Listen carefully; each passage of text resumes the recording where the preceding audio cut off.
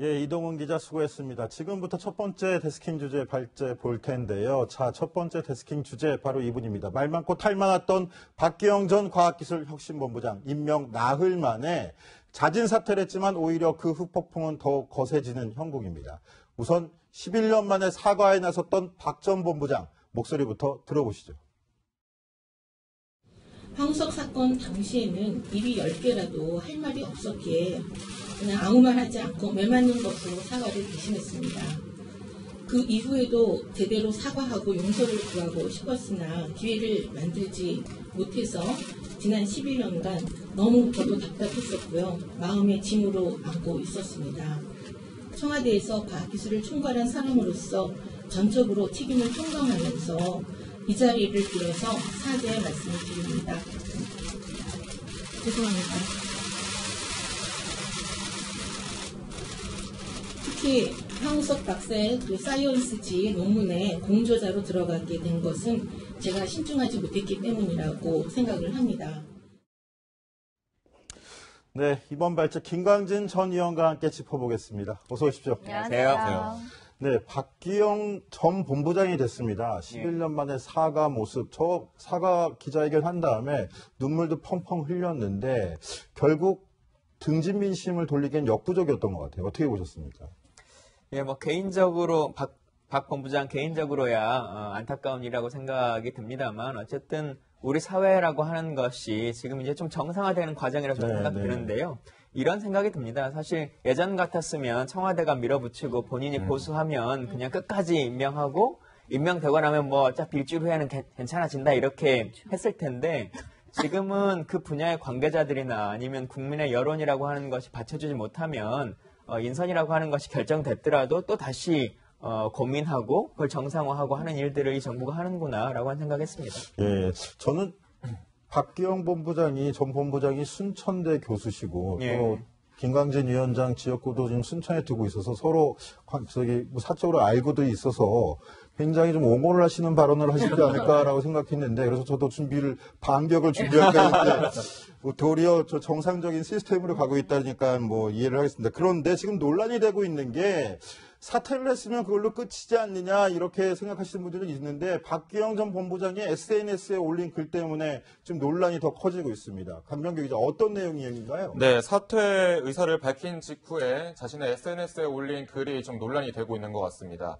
네, 마녀사냥에 좀 비유를 했는데 마녀사냥에 희생됐다 그리고 현대판 화형을 당한 것 같다라면서 언론의 마녀사냥을 보면 내가 주범이 돼 있었다라면서 상당히 억울한 심정을 밝혔고요.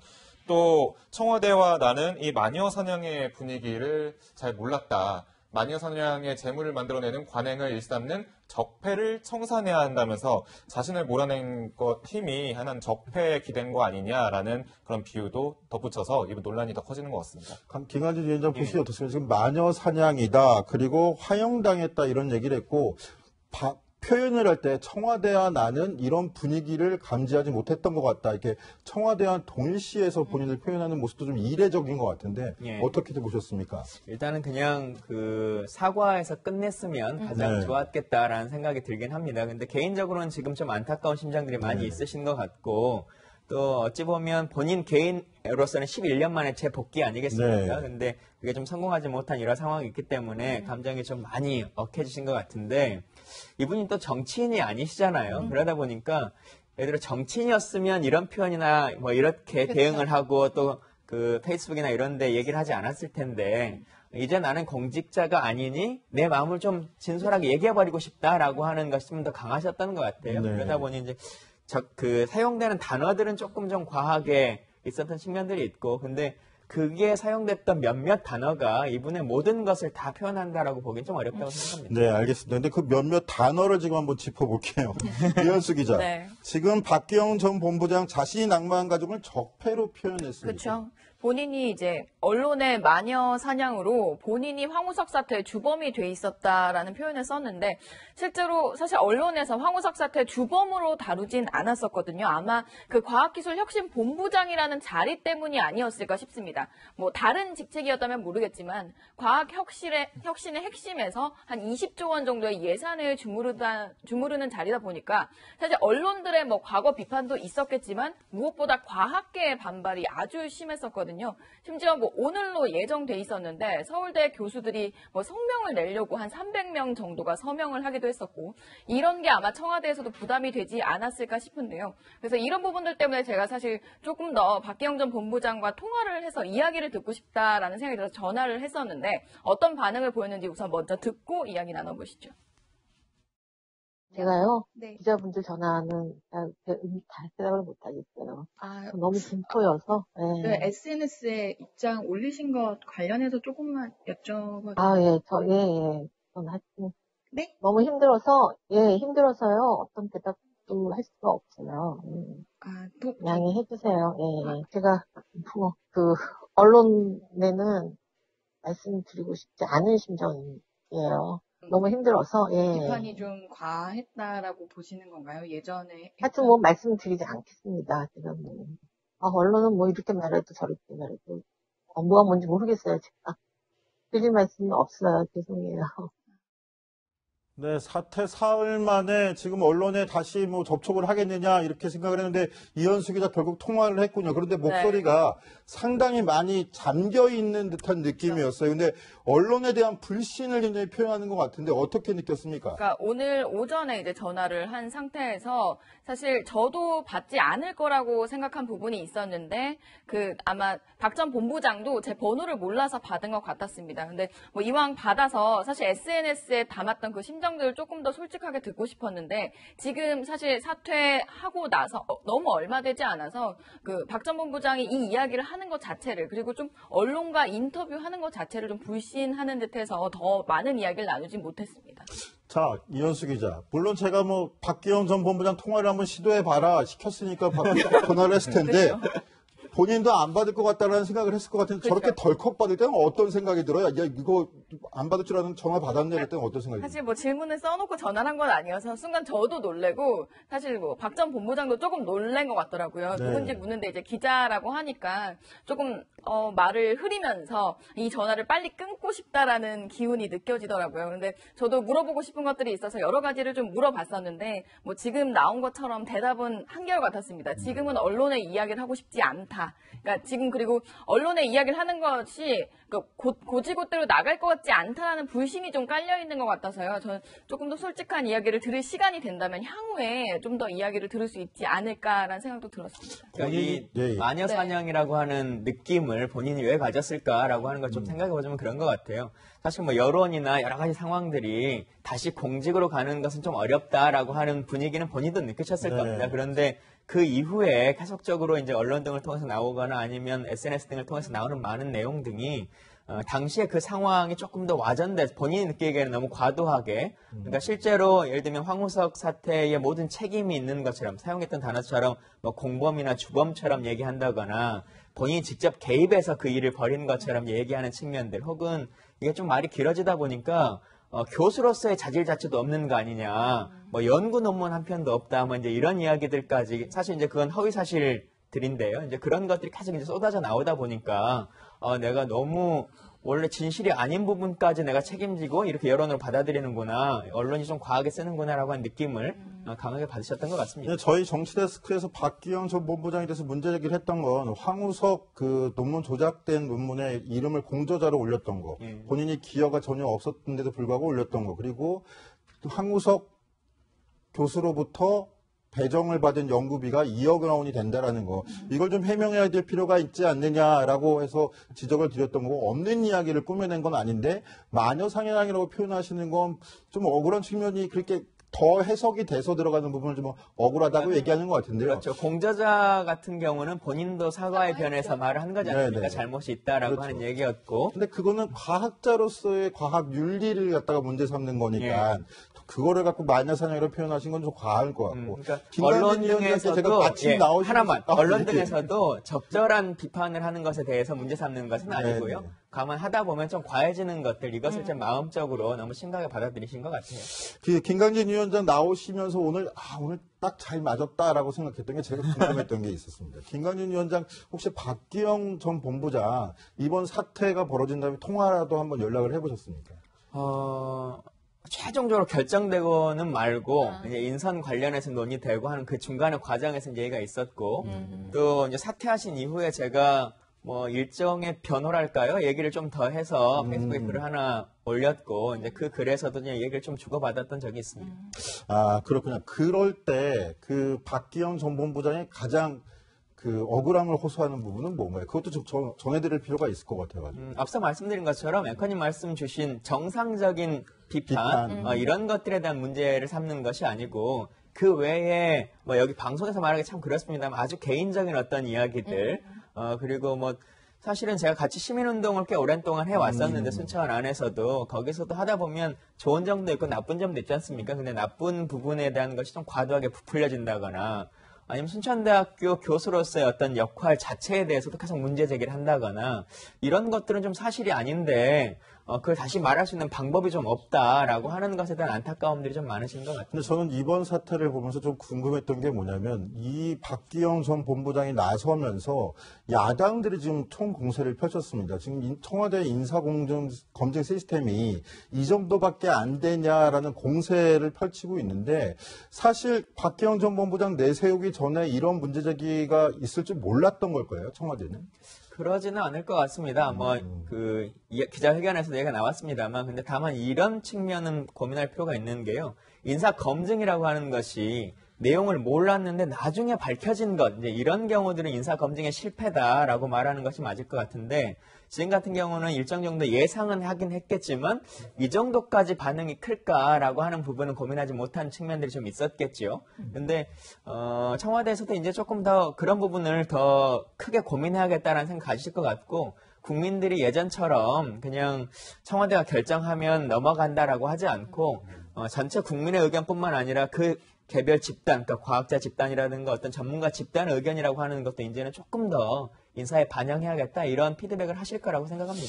제가 이걸 그 강병규 기자한테 물어볼게요. 그러면 네. 그 박기영 전 본부장 같은 경우에 지금 그 기자회견에서 얘기하면서 잦은 사태의 변으로 밝혔던 내용하고 그 이후에 나와서 SNS에 억울함을 토로할 때 밝힌 내용하고 약간 좀 괴리가 있는 게 청와대도 그렇고 본인도 그렇고 어려움은 예상했었다라고 표현을 해놓고는 마녀 상황을 당했다 이렇게 표현하는 게 인식에 괴리가 있는 게 아니냐 이런 지적도 있거든요. 어떻게 보십니까? 예, 우선 뭐 박기영 전 본부장이 사퇴한 직후 사퇴의 변이라고 하면서 전해진 글 중에는 이렇게 얘기가 나왔습니다. 어려운 상황이 예상됨에도 불구하고 저를 지명해 주시고 대변인 브리핑으로 또다시 신뢰를 보여주신 대통령께 감사드립니다라는 표현인데 여기서 방점은 어려운 상황이 예상됨에도라는 뜻이거든요. 그러니까 아까 김광진 전 의원도 말씀하셨지만 청와대나 본인도 자신의 그런 어떤 과거 이력 때문에 어느 정도 좀 불안한 부분이 있었다라는 것은 다들 알고 있었던 거죠. 본인 스스로도요.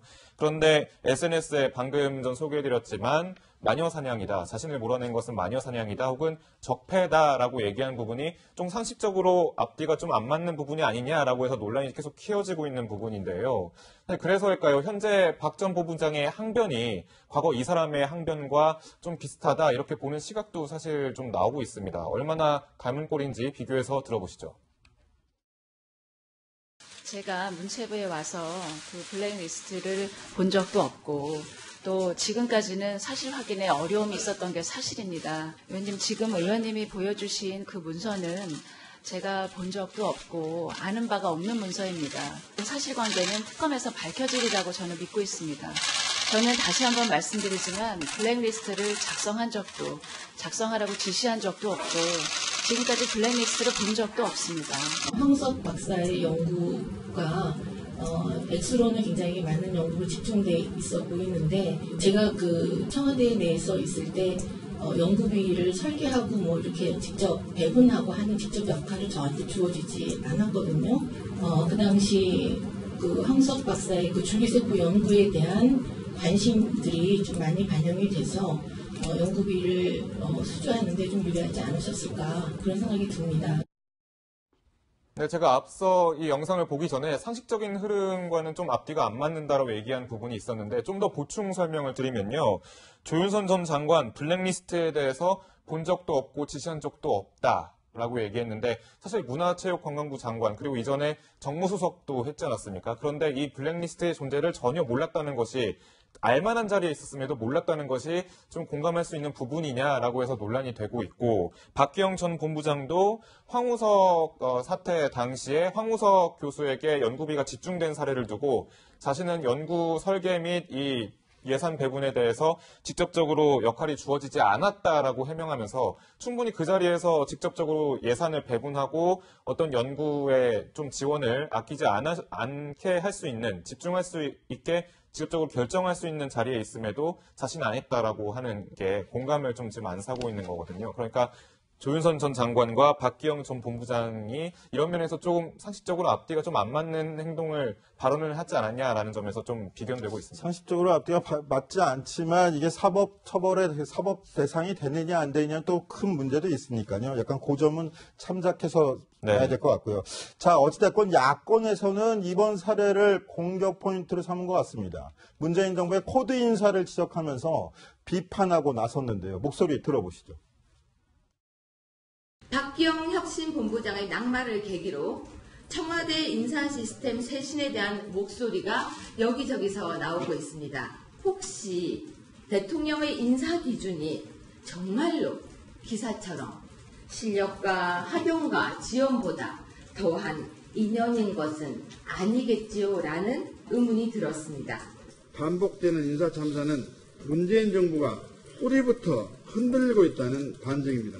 상평 원칙도 기준도 없이 문재인 캠프 인사, 참여정부 출신 인사, 시민사회 인사들에 대한 코드 인사, 고온 인사가 계속된다면 인사 참사는 막을 수 없고 네, 야권에서 이렇게 비판이 쏟아지고 있는 가운데 여권 내에서도 입은 있지만 말을 할 수 없는 난감한 상황들이 좀 있습니다. 우선 여권 인사의 이야기를 보면요. 부적절한 인사라면 목이라도 걸고 아니올시다 이렇게 이야기를 해야 하는데 대통령 눈치만 보는 분위기가 문제다라는 인식을 가지고 있는 인사들도 있었고요. 그리고 청와대 참모들이 위에서 내려온 명단에 대해선 거부를 못하는 상황이라더라라는 이야기도 했는데요. 사실 이번에 그 박기영 전 본부장이나 그 전에 낙마를 했던 고위 공직자들의 상황을 봤을 때 대부분 인사들이 문재인 대통령과 인연이 깊다라는 점이 참 난감하다라는 이야기를 많이 하더라고요. 그러면서 특히 이번에 박기영 본부장이 청와대 대변인이 나서서 브리핑을 하면서 이건 대통령의 뜻인데 대통령은 이러이러한 이유로 임명을 했다라면서 다시 한번 기자회견을 여는 좀 이례적인 상황까지 있었기 때문인데요. 그래서 그런지 야권에서는 아마 박기영 전 본부장 같은 경우는 대통령이 직접 발탁한 거 아니냐, 추천인을 밝혀라, 뭐 이런 목소리까지 나오고 있습니다. 자, 야권에서 문재인 대통령의 눈치만 보고 있다, 인사 참모들이 이런 비판이 있고요. 자, 그래픽 좀 볼 수 있을까요? 유시민 인사, 뭐 캔커더 인사 이런 얘기가 나왔는데 유시민 인사가 유명대학의 출신, 시민단체 출신 또 민주당 보훈 인사를 갖고 유시민 인사라고 하고요. 캔코더 인사는 캠프 출신의 코드 인사, 더불어민주당 출신이다 이런 얘기를 하는데 자, 김관진 위원장께 한번 직접 여쭤볼게요. 문재인 대통령께서 김관진 위원장 굉장히 뭐 친분이 있다고 말씀하시고 이 여권에서 가장 이런 시스템을 뭐 그나마 가장 잘 아실 것 같습니다. 문재인 대통령이 그만큼 눈치를 보게끔 하는 인사를 하는 스타일인지 아니면 지금 야권에서 비판하는 유시민 캔코더 인사에 대해서 반박할 수 있는 내용이 어떤 게 있는지 좀 설명을 좀 해주실 수 있을까요? 근데 그 전에 예를 들면 당대표를 하던 시절이나 이후에 대선의 선대본을 꾸리는 과정, 뭐 그리고 대통령이 된 이후에 여러 가지 상황들을 다 유추해 보시면 알 것 같은데요.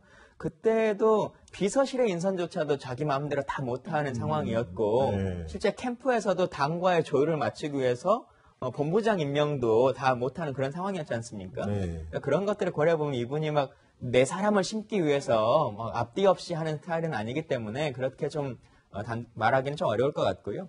유시민 인사나 뭐 캠코더 인사 이런 말 제가 오늘 처음 들어보긴 하는데 신문을 안 보신 거 아니에요?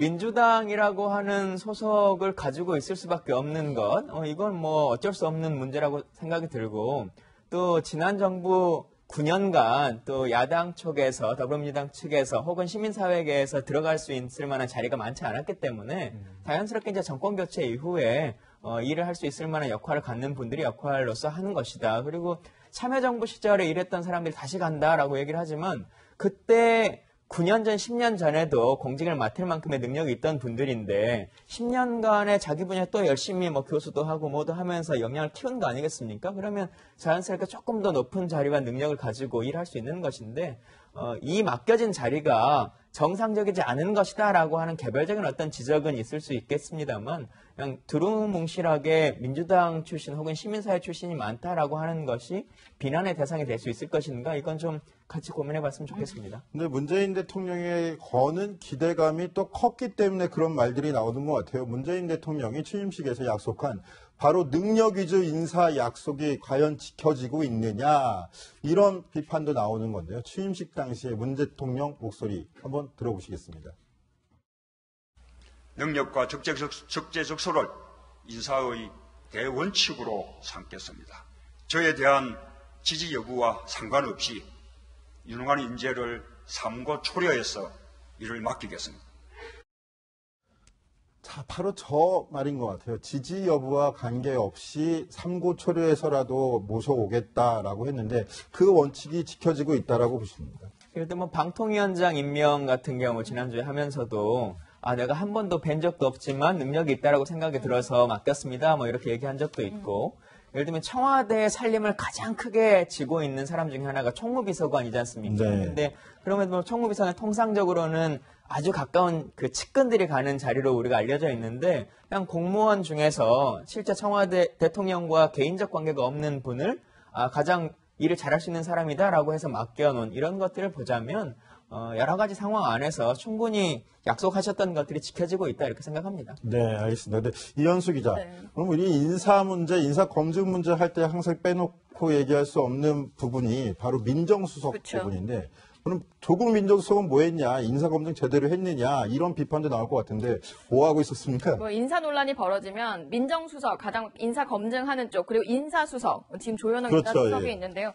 거기가 가장 타겟이 되긴 합니다. 그러나 뭐 이번에 박기영 전 본부장 같은 경우는 민정수석실에서도 그 황우석 사태와 연루된 부분 때문에 좀 반대를 했었다라는 이야기도 나오고 있긴 하던데요. 정치권 야권에서는 당장 뭐 민정수석을 향해서 비판을 쏟아내고 있긴 한데 조국 민정수석 최근에 뭘 하고 있을까요? 최근에 휴가를 다녀온 것으로 알려져 있었는데 한 장의 사진에 포착이 돼서 화제가 되고 있습니다. 지금 화면에 나오는 사진인데요. 이 장소가 용산역 앞입니다. 네, 용산역 앞에. 이제 뭐 민정수석이 뭐 의전을 받는 차량가 있거나 또는 뭐 옆에 기사와 있거나 이런 모습이 아니라 그냥 그 줄 서 있는 택시 타는 줄 서 있는 데 서 있고 지금 이 사진을 보고 네티즌들이 가장 많이 이야기를 한 게 지금 이 백팩을 메고 가고 있는 학생이 조국 민정수석인지도 모르고 이렇게 가방으로 치고 가는 모습이 보여서 얼마나 조국 민정수석이 편하게 있었으면 사실상 의전 없이 이렇게 있었으면 이렇게 길 가는 사람들이 그냥 치고 갈 정도였겠느냐 뭐 이런 이야기도 나오고 있습니다.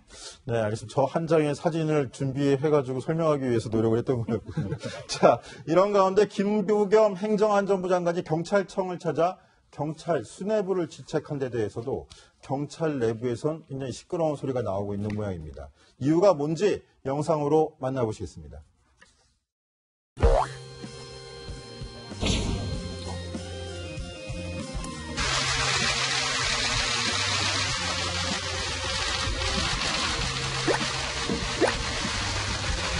현재 당사자들의 신상 발언을 듣고 경찰 조직의 책임자로서 깊이 반성하며 사과 말씀을 드립니다.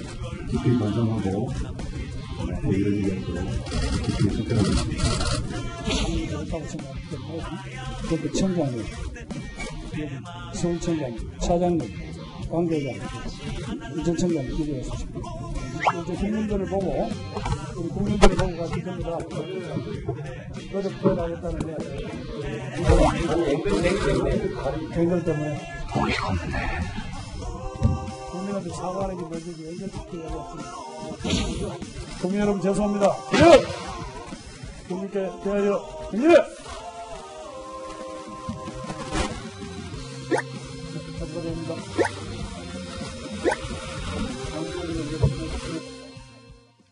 네, 김부겸 장관이 그 경찰들의 지휘관 회의에 참석을 해서 최근에 있었던 그 경찰 수뇌부단의 SNS 폭로전에 대해서 중재에 나선 모습인데요. 그러니까 정치인이라서 확실히 뭔가 문제 해결하는데 적극적으로 나섰다라는 평가도 있는 반면에 아니 경찰들을 그것도 수뇌부들을 이렇게 친구들 화해시키듯이 이쪽으로 오세요, 이쪽으로 오세요, 화해하세요, 사과하세요라고 하는 게 최근 뭐 검경 수사권 조정에다 경찰에서 사실 기대하고 있는 바가 큰데 체면이 좀 구겼다라는 내부 반응도 있었습니다. 자, 김강진 위원장, 저 김부겸 행정안전부 장관까지 저렇게 급히 주말인데도 나설 만한 이유가 있었을까요? 아까 뭐 경찰이 치욕스러운 일이다 뭐 이런 표현들도 있었는데 저는 좀 그 경찰분들께 다시 한번 묻고 싶어요. 그냥 지금 현재 경찰들 간의 수뇌부 간의 싸움 이게 훨씬 국민들에게 치욕스러운 일은 아닌가, 부끄러운 일은 아닌가. 경찰이 자초한 일이다. 그렇죠. 그래서 행정부 장관은 사실상 원래 지휘권을 가지고 있는 공식 직위에 있는 분이기 때문에 네. 크게 문제될 거라고 생각하지는 않습니다. 네. 이런 일이 없도록 만드는 것이 훨씬 더 좋았겠죠. 네, 알겠습니다. 주말 사이를 뜨겁게 달궜던 문재인 정부의 인사 문제 짚어봤습니다. 두 번째 데스킹 주제 큐시트로 확인해 보시겠습니다.